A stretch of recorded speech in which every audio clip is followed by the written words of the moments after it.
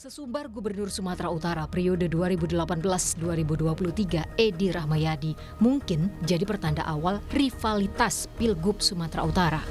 Edi dengan tegas menyatakan kesiapannya bersaing dengan Wali Kota Medan, Bobi Nasution, yang merupakan menantu Presiden Joko Widodo. Lawan mantunya Pak Presiden. Kalau tidak optimis, saya tak datang ke tempat ini. Dan kita harus selalu optimis.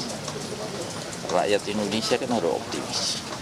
Saya sama siapapun, jangankan mantunya presiden, sama mantunya malaikat pun kalau boleh kita lawan. Bobi Nasution menjawab kontan sesumbar Edi Rahmayadi. Dia mengaku tak ingin ambil pusing dengan pernyataan Edi. Menurutnya, kontestasi politik bukan melawan personal, tetapi adu gagasan. Tanggapan melawan menantu malaikat itu, Pak, itu kan dibahas saat bicara soal peluang melawan Bapak saat itu, Pak. Jadi kan itu dikaitkan dengan Bapak. Masing-masing karena kita bismillah aja jalan. Artinya Pak Bobi siap juga melawan Pak Edi? Kan saya selalu sama jawabannya ya, bukan siapa lawan siapa. Intinya bukan si A lawan si B, person A melawan person si B, bukan, apa sih gagasannya.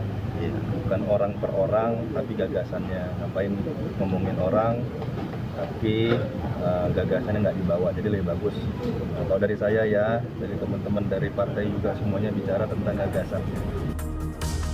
Wakil Ketua Umum Partai Golkar Ahmad Doli Kurnia menilai pernyataan yang dilontarkan Edi Rahmayadi merupakan bentuk cywar dan itu hal biasa dilakukan di dunia politik untuk meraih kemenangan. Yang ikut, yang berkompetisi pasti ingin menang, gitu. Nah, ingin menang itu kan ya bisa banyak hal yang dilakukan, ya termasuk siwar macam seperti yang disampaikan oleh Pak Edi itu. Pimpinan partai politik kita udah biasa menghadapi kayak begitu, ya. Nanti kan kita lihat saja at the end kan bagaimana kita semua bisa meyakinkan rakyat dan rakyat yang milih siapa nanti yang akan terpilih jadi gubernur atau memenangkan permainan itu. Wakil Ketua DPD PDI Perjuangan Sumatera Utara Aswan Jaya menilai cywar yang disampaikan Edi Rahmayadi itu merupakan pesan politik yang ingin disampaikan Edi ke publik. Bahwa dia sedang menyampaikan pesan politik, komunikasi politik yang baik untuk menyampaikan pesan kepada publik, kepada masyarakat Sumatera Utara bahwa ada kontestasi di pilgub ini dan ada calon-calon yang memiliki identitas tertentu dan aliran-aliran politik tertentu. Aliran ini jangan dipahami sebagai aliran yang lain, tapi afiliasi lah lebih tepatnya tertentu, sehingga publik mencari nih siapa yang dimaksud begitu. Ya, kata lain ini ada politik dinasti begitu pesan beliau kan. Untuk menghadapi Pilkada Sumatera Utara, Edi Rahmayadi telah melamar di 8 partai politik untuk mendapatkan rekomendasi dan dukungan. Ke-8 partai itu antara lain PDI Perjuangan, PAN, Demokrat, PKB, PKS, Nasdem, Perindo, dan Hanura. Hal serupa juga dilakukan Bobi Nasution. Sejauh ini, Bobi telah mendaftar di 9 partai, yang diantaranya Gerindra, Demokrat, PKB, Perindo, P3, Hanura, Nasdem, PAN, dan PKS. Dari ke-9 partai itu, Bobi telah mendapatkan surat tugas dari Golkar, Gerindra, dan PAN. Pilkada Sumatera Utara diprediksi bakal menyedot perhatian publik karena berpotensi menghadirkan pertarungan sengit antara Edi Rahmayadi dengan Bobi Nasution. Lantas, siapa yang akan dipilih warga Sumatera Utara? Petahana atau menantu presiden? Tim Liputan Kompas TV. Pilkada Sumatera Utara diprediksi bakal menyedot perhatian publik karena berpotensi menghadirkan pertarungan yang sengit antara Edi Rahmayadi yang juga merupakan petahana versus Bobi Nasution yang juga merupakan menantu dari Presiden Joko Widodo. Lantas siapa yang akan dipilih warga Sumatera Utara, petahana atau menantu Presiden? Kita akan bahas bersama dengan dosen ilmu politik Universitas Islam Negeri Sumatera Utara sekaligus Direktur Politik Literasi DES.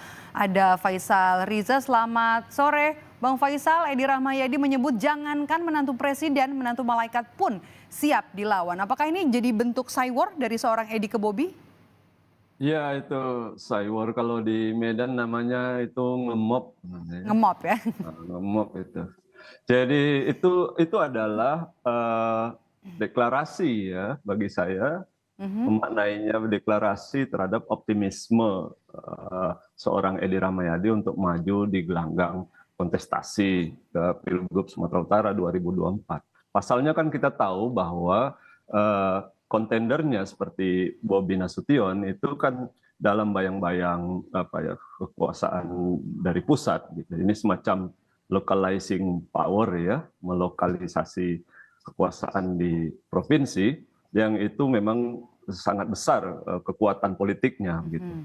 Dalam konteks ini memang kalau kita melihat suasana batin, kalaupun ada figur-figur yang berkeinginan untuk misalnya maju sebagai kontestan di Pilgub, itu kan mikir-mikir karena lawan mereka itu sangat kuat.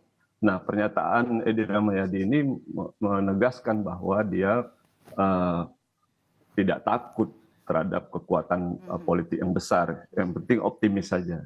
Nah, sisi lainnya adalah ini sekaligus saya maknainya pernyataan Edi itu adalah kapitalisasi wacana politik di mana untuk melawan kekuatan politik dinasti misalnya seperti yang didengung-dengungkan oleh PDIP. Nah, ini yang dikapitalisasi Edi dalam rangka kurang-kurangnya meyakinkan kepada PDI misalnya untuk bisa mendukung dia misalnya begitu ya.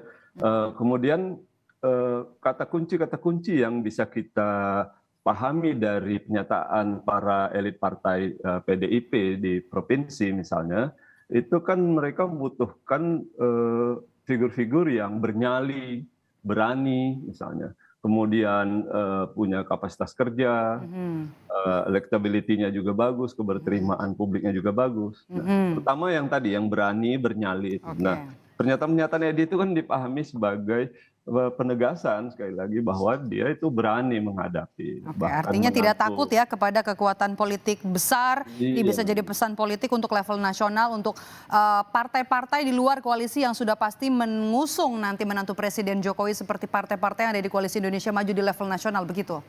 Iya, ini kan membuat permainan eskalasinya semakin menarik ya, semakin panas sehingga kita untuk bahan-bahan perbincangan publik, diskusi-diskusi di tempat-tempat orang-orang berkumpul itu menjadi meriah.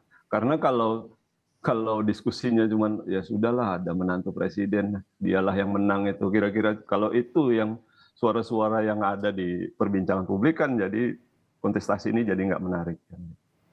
Oke, pernyataan Edi Rahmayadi sendiri sebenarnya menurut Anda ini bisa jadi strategi seorang Edi Rahmayadi yang notabene adalah petahana untuk bisa mendorong elektabilitasnya, atau justru sebenarnya bisa menjadi backfire sendiri untuk Edi Rahmayadi karena menyerang seorang Bobi Nasution?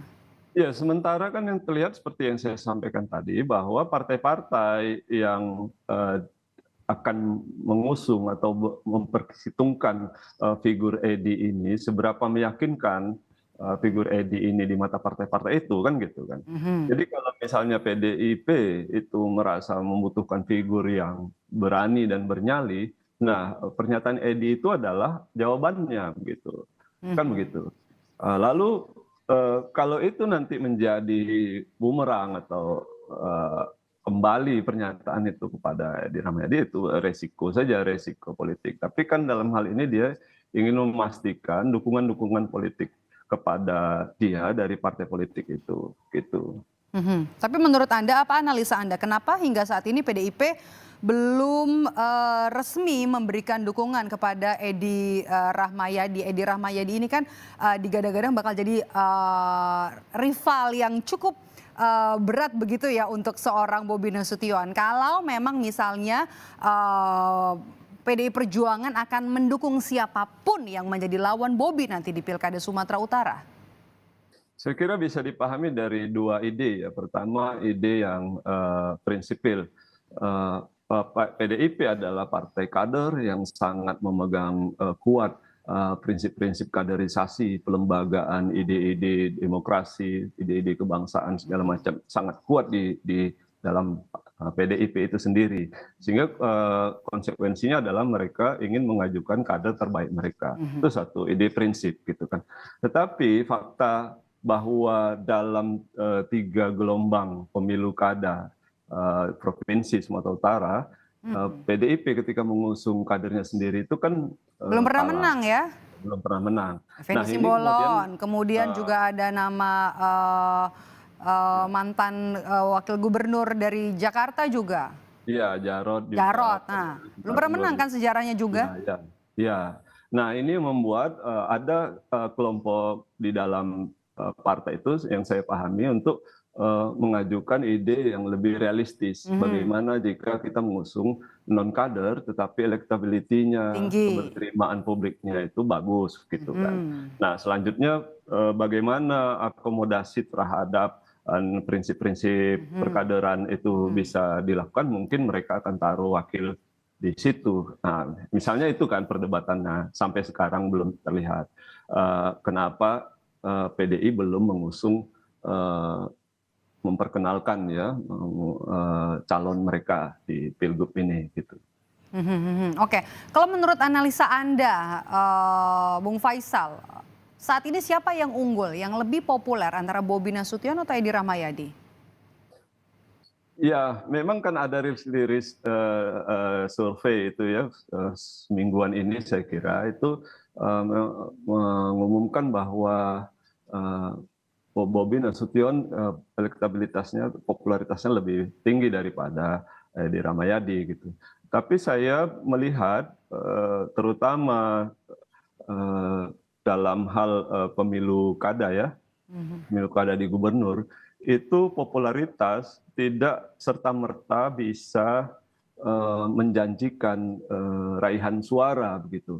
Karena ada beberapa faktor dominan lagi yang memungkinkan kenapa figur ini kemudian mendapatkan dukungan suara dari publik gitu.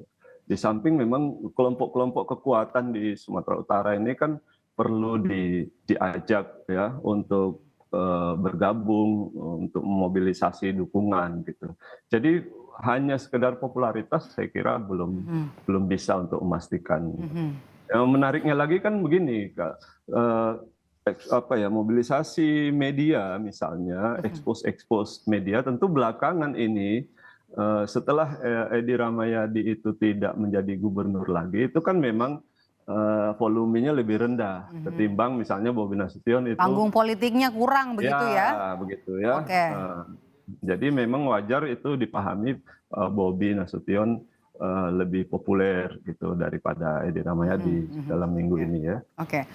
Edi Rahmayadi sendiri sudah melamar ke beberapa partai, ada 8 totalnya, salah satunya adalah Partai Amanat Nasional. Nah, sementara PAN Sumatera Utara telah menyerahkan surat tugas kepada Bobi Nasution. Ini artinya dukungan PAN ke Edi sudah tertutup begitu ya, Bung Faisal? Saya kira iya ya. Saya kira iya. Itu kan PAN, Demokrat, saya perhatikan dari laporan-laporan media itu tampaknya lebih bersemangat sejak awal untuk dukung Bobi Nasution ya. Artinya koalisi nasional semuanya akan resmi merapat memberikan dukungan kepada seorang Bobi Nasution, begitu ya? Iya, sementara yang terlihat kan itu ya, ada Golkar, Gerindra, kemudian PAN, Demokrat gitu. Yang sayup-sayup itu kan masih Nasdem dan PKB. Saya melihatnya masih sayup-sayup ya. Mungkin condong kepada Edi Rahmayadi mungkin ya. Kelihatannya begitu. Oke. Kalau peluang pendamping siapa nih? Baik untuk Bobi Nasution dan juga untuk Edi Rahmayadi. Bobi dengan Musara Jeksya atau Bang Ijek, atau ada nama lain? Dan juga untuk Edi Rahmayadi, apakah harus menunggu siapa yang berkoalisi nanti atau partai yang koalisi partai bagi-bagi porsi untuk calon gubernur dan juga wakil gubernur? Ya memang setelah minggu lalu ada pertemuan itu Bobi dan Ijek ya di satu tempat, itu kemudian ada spekulasi bahwa ini kesannya Ijek mengalah sebagai calon gubernur tapi memungkinkan dia untuk menjadi calon wakil gubernur gitu. Popularitas Ijek juga bagus, apalagi dia memang ketua DPD Golkar dan mantan wakil gubernur di periode yang lalu. Tetapi kan kebesaran figur ini rasanya ya menyulitkan, kalau saya ngelihat ya, menyulitkan Bobi ya untuk mungkin soal manajemen kerja nanti ya. Kalau orang Jawa mungkin ceritanya itu tidak enak hati ya, ewuh kewuh gitu kan, karena urusan junior senior secara umur gitu. Tapi Golkar saya kira akan mengajukan orang-orang yang lebih variatif yang memungkinkan misalnya chemistry politiknya untuk berpasangan untuk mengembangkan kerja-kerja nanti ya di setelah pemilihan misalnya begitu. Wajar kalau Golkar itu mengajukan wakil sebab dia kan sebenarnya kursinya lebih banyak daripada Gerindra dan partai-partai lainnya. Nah, itu yang nampak ya. Selebihnya saya memang belum melihat figur lain yang memungkinkan berpasangan dengan Bobi. Nah, kalau di Edi itu ada beberapa nama yang diperbincangkan oleh publik, misalnya dari PDIP itu ada Nixon Nababan gitu. Kemudian ada satu tokoh penting juga yang memimpin organisasi Islam terbesar di Sumatera Utara, Al-Wasliyah, itu ada Dedi Iskandar Batubara, disebut-sebut juga namanya begitu. Sekarang jadi DPD ya, anggota DPD RI. Nah, itu kan kemarin raihan suaranya cukup signifikan, 1 juta lebih suara. Nah, ini memungkinkan untuk menyulitkan dukungan di kantong-kantong suara Islam misalnya di Pantai Timur. Saya kira itu beberapa nama ya. Oke. Itu kan kalau untuk nama-nama yang bakal menjadi pendamping baik untuk Bobi Nasution dan juga untuk Edi Rahmayadi. Kalau kemungkinan ada nama lain nggak, Bung Faisal? Selain 2 nama yang cukup kuat, ada Edi dan juga ada Bobi. Ada kemungkinan 2 ini saja atau ada nama lain yang kemudian juga akan bergabung di Pilkada Sumatera Utara nanti? Nah, saya ngelihatnya tuh begini, potensi 3 pasangan itu memang kecil, tetapi saya masih melihat sebagai sebuah kecenderungan yang penting dipertimbangkan. Andai misalnya PDI itu kan pada dasarnya dia 21 kursi ya, 21 kursi itu bisa mengusung sendiri. Nah, kalau ide tentang kaderisasi itu menguat di internal, maka pilihan mereka itu mereka akan jalan sendiri. Gitu. Kemudian itu ada yang tersisa itu ada Nasdem 12 kursi, PKS 10 kursi, ini sudah 22, mungkin bisa ditambah PKB. Nah, ini mungkin Edi masuk lewat Nasdem, PKS dan PKB. Gitu. Jadi ini kemudian simulasi ini bisa mengandaikan akan terjadi 3 pasang calon gitu. Jadi di PDI tadi itu kader lah, misalnya yang disebut-sebut santer itu kan Nixon misalnya gitu. Oke, baik, kita tunggu nanti bagaimana dinamikanya, siapa-siapa saja yang nanti kemudian akan resmi maju berlaga atau bertarung di Pilkada Sumatera Utara. Kita masih akan tunggu nanti di gelaran Pilkada Serentak 2024. Terima kasih sudah bergabung bersama kami, Faisal Riza, dosen Universitas Islam Negeri Sumatera Utara, sekaligus Direktur Political Literacy Desk. Sehat selalu, Bung Faisal.